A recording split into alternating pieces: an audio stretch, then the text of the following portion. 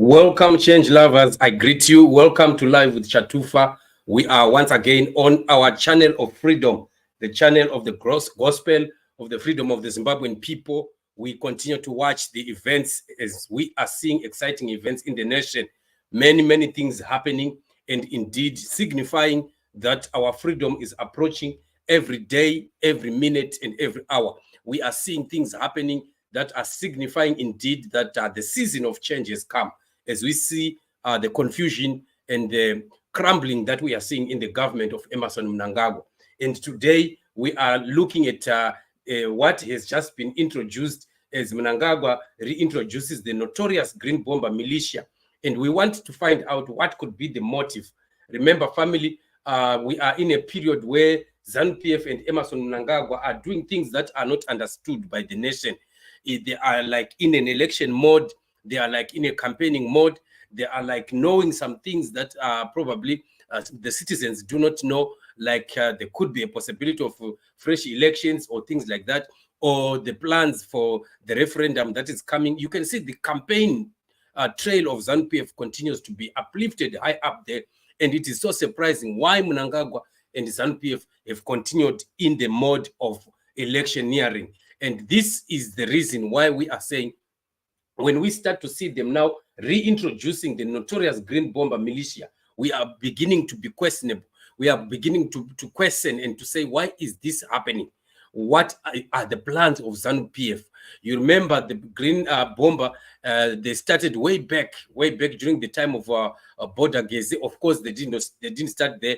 The youth militia themselves, they started way back in the 80s. Early 80s, right before the first elections, there were militia already.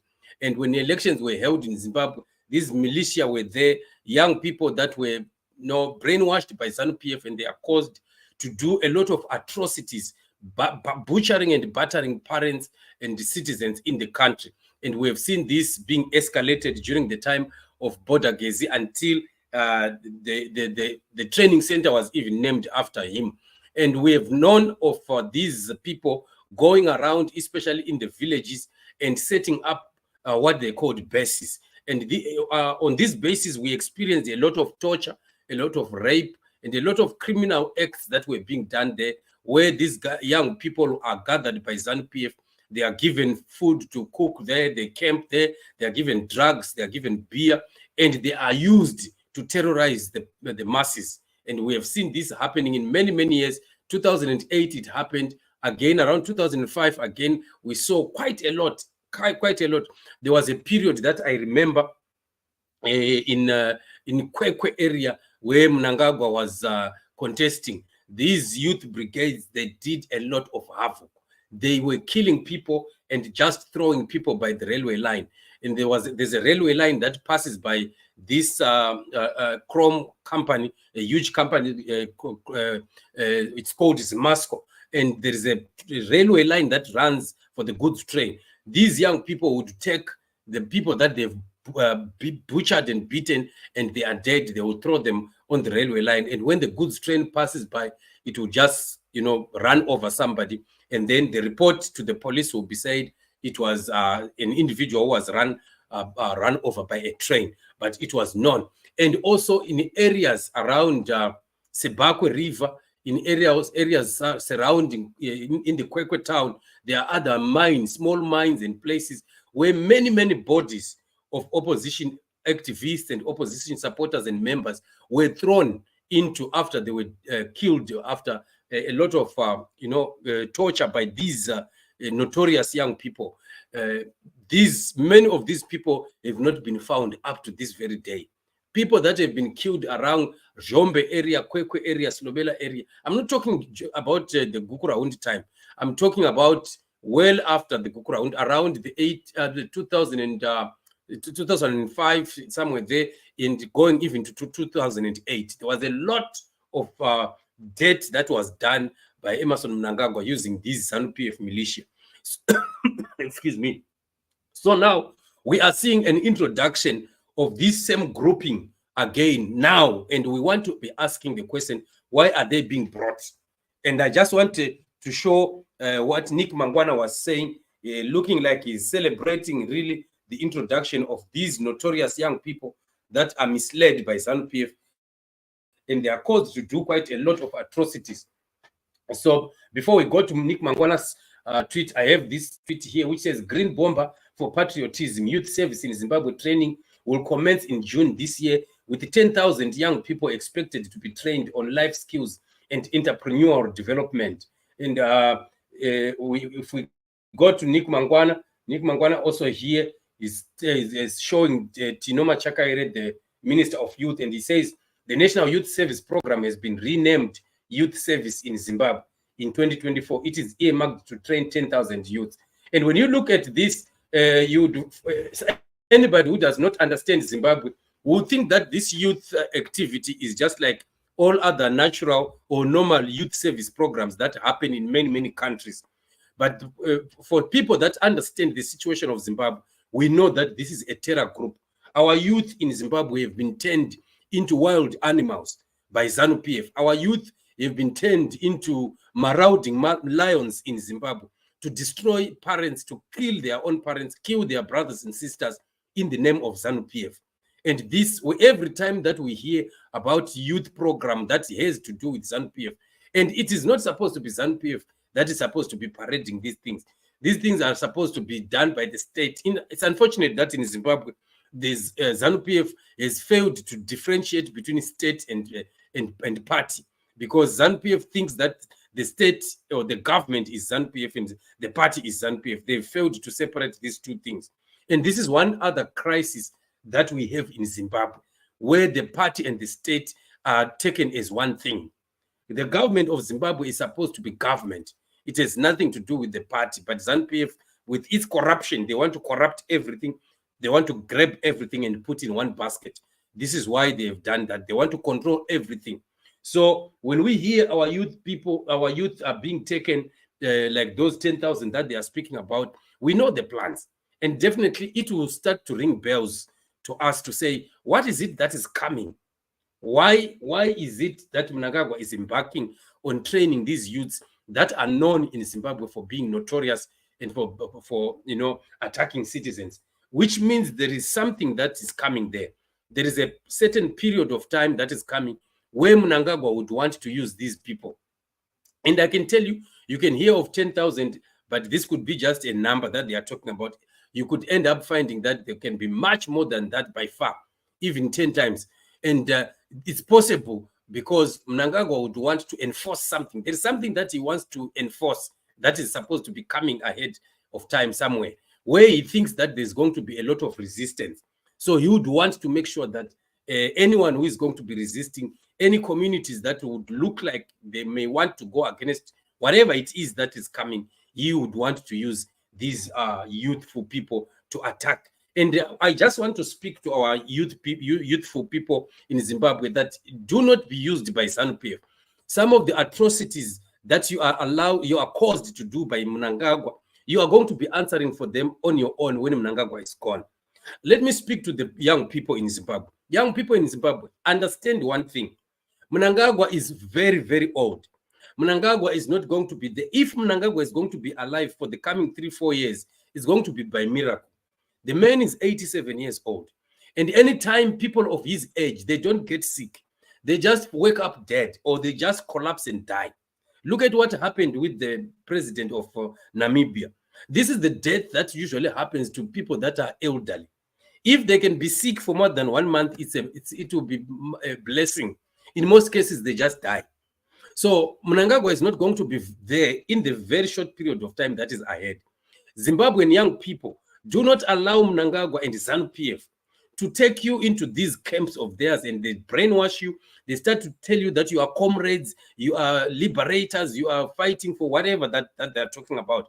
And they cause you to go out there and attack parents and attack citizens and attack your brothers and sisters. Never allow ZANU-PF to use you in that manner, because very, very soon, ZANU-PF is collapsing and ZANU-PF is going out.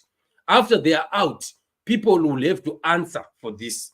You will be left alone, being dragged to the courts to answer to answer before the courts for all these atrocities that you are caused to do by ZANU-PF. And by that time, nobody will be there to protect you. These people are just selfish politicians, and they want to use you young people for their dirty work, which they can't even send their own children. If you want to check, just check how many of the children of ministers or of governors or resident ministers or of politicians or MPs of ZANU-PF that you are ever going to see in those camps. They will never send their children there. Their children are busy in China at school. They are busy in Japan, in the United Kingdom, in America at school. And they are sending you to some border gezi youth training camp somewhere for them to teach you how you can torture and how you can kill innocent civilians of Zimbabwe. So young people, be warned, because do not say we did not tell you. This is the time that we must start to look at the young people, because the young people we are talking about now are the 2000s. And these 2000s are supposed to be thinking like the youth of today. Don't continue to be used like the youth of the previous decades. You need to continue to change and to start to see things in a better way, not to be used by these old politicians who are failures, who are criminals, who are just protecting themselves to be in power so that they don't go to jail. Do not be used, young people. Look for something that you can do, start some business, start some project, or whatever that you can do to make a living. Never ever think that you make a living through this ZANU-PF program.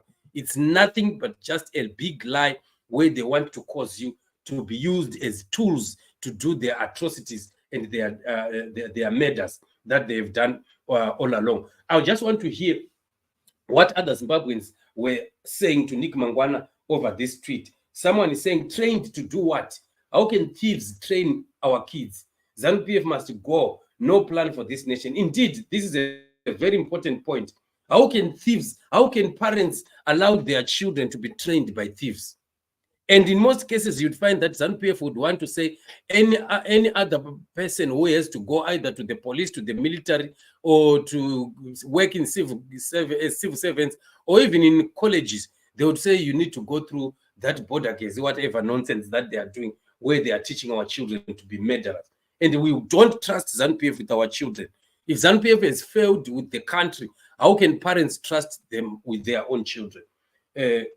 When you are of ZANU elites don't participate in these useless exercises, it's poor kids enlisted. In your case, your kids are at school in UK, Varakashi, you are a disgrace. That is very true. Exactly the same point that I was also making is the same thing that this also individual is talking about. This one is saying rubbish. Send all ZANU-PF kids ikoko. Ndo madanda heads of the future. Ngatiregei kuita sezvinonzi hatina kukwana naika. Border gezi Militia 2.0. You can even name it ZANU or Mnangagwa Youth Service. It will not change the fortunes of the economy. Zvatanga towa nokurobwa nema-green bomber. Vision 2030 iye munhu wakadzora Mnangagwa watiza wakatiparira senyika. Someone is saying also to do what? You see, someone also is saying ndokusakwana chaiko. Exactly. Can you see that almost everyone is against? And you know, ZANU-PF are so brave. You know, when you see that the rest of the country, the rest of the citizens are really against an idea, whenever they want to do what they want to do, they just forge ahead because they are just stubborn and notorious. But the same stubbornness and notorious, notorious attitude is what is going to send them to the gallows. You just watch the space. This very same arrogance of Mnangagwa is what is going to be destroying him at the end of the day. So, family, this is the story that we are having here. We need to talk to our relatives, talk to our friends, talk to our loved ones to make sure that we don't allow our children to be taken into these stupid gatherings where our children are being trained into killing machines. We don't want to see this happening. We would rather stand and make sure that we fight against every plan to turn our children into killing machines. We will not allow that. We want our youth to be engaged in programs that develop them. We want our youth to be educated. We want our youth to be equipped with the skills and professional qualifications that can help our youth to become better in the new Great Zimbabwe. Not to go there and to be taught to do toy and to be given pangas and knives and to be taught how you can kill an individual. And this is not a joke.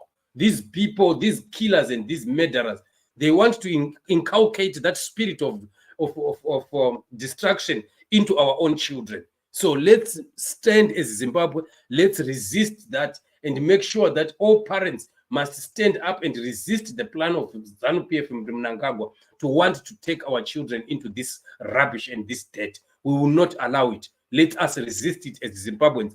We must continue to tell ZANU-PF that we don't want with our kids. If they want to send their kids, let them send their kids. They should not send other people's kids. It's unfortunate that our country has been affected by poverty. You know, a poor man is very easy to manipulate. What is happening mostly in our country is because of poverty.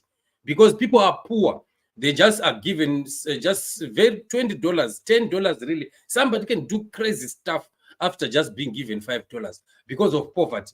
And ZANU-PF has, you know, taken advantage of the poverty in the country to make sure that they can cause the poor people to do anything that they want. So you'd find that if they would go to the rural places or other underdeveloped areas, even in the cities, and they start to promise to give some money or whatever it is, I mean, incentives, you find many young people already engaged into this very notorious program. So we really need to continue to pray for our nation, because what we are seeing happening is not good at all for our nation. So we are still standing and saying we need to see our country freed from every plan of ZANU-PF. We need freedom for our people. We need freedom as a nation from ZANU-PF, because these people have done a lot.